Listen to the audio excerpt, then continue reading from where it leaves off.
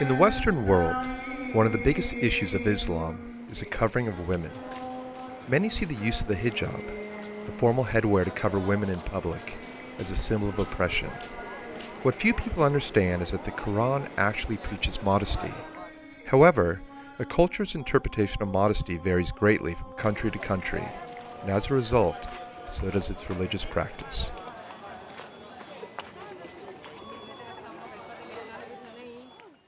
There tends to be a misconception because a lot of these women are quite powerful in their own way. The majority of them are highly articulate, very educated. They have a lot of passion in them. They have a lot of creativity in them. And I think growing up in the West and the sort of media that we get and the views, oh, a woman with a cloak or a hijab or an abaya or whatever she wears, she doesn't have a mind, she doesn't have anything to think, she can't think for herself, she can't express herself. But coming here and meeting people who are so expressive in more ways than us back in the UK, and that's been quite a lesson for me, even though I personally don't always follow what the media will churn out. Can you share with me your feelings about the role of women in society? Is this a true depiction? There are a lot of things that are said about women that just aren't true. Like we're oppressed and we don't have any rights. I mean, okay, it's different from other countries, that's true. And we don't deny that, but the ways of the past aren't like it is today. I mean, we do have our rights and we are appreciated and we're not taken for granted. People outside think that a woman has no say or no rights in Islam. Well, actually, she has most of the rights than men. And this is the most thing we want people to know. In the pre-Islamic times, they used to bury the girls alive. They used to think that they're not worth keeping, and that they would give us, they would give us too much trouble. So Islam actually came and gave women the right to live, and they gave women the right to to inherit. To inherit, and they gave women the right to own their property. They really raised the status of women. Let me ask you a question though, because I think there's a misunderstanding, and I just want to clarify this. Hijab. That's a cultural choice. That's not put in the Quran, if I'm correct, or under Islam. That's more cultural, correct? Hijab is Islam.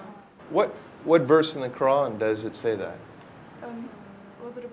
It is here where we begin to see how culture shapes the role of religious doctrine in a given society. In Jordan, women do not have to cover themselves completely. In Saudi Arabia, they do. It starts tell your daughters and your mother and your wife and all women on the women to cover their faces or their hair. Cover their hair. Cover their hair? And this area. Cultural. It's just the face and the gloves. The gloves and the big, this is the abaya, the big one over the head and all that. That's cultural. That's cultural. Yeah.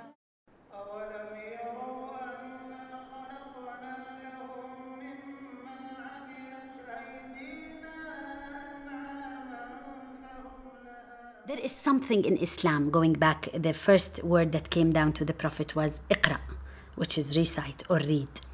Second thing, there is an ayah in Al-Baqarah, I would say, call it the cow surah, and it says, لا إكراه في الدين. You are not forced to believe. It is a matter of a personal choice, you see? But like anything else in the world or a human nature, it is, or as they call it, a parental society or a patriotic society where the father or the leader or the head decides for the family everything.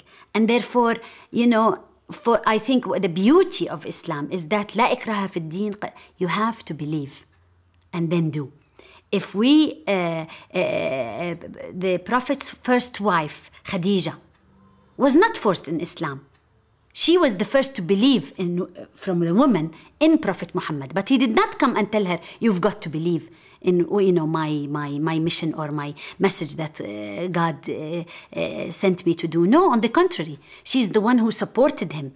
And all the other women afterwards in Islam were never. Umar ibn al-Khattab, he was very, very angry with his mother, but he could not force her into Islam. You see, so there is nothing forceful.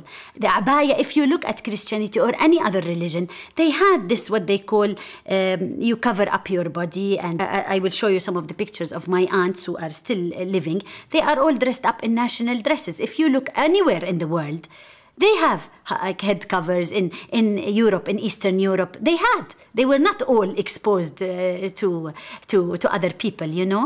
So it's a folkloric dress. And Islam, you don't have to wear the abaya.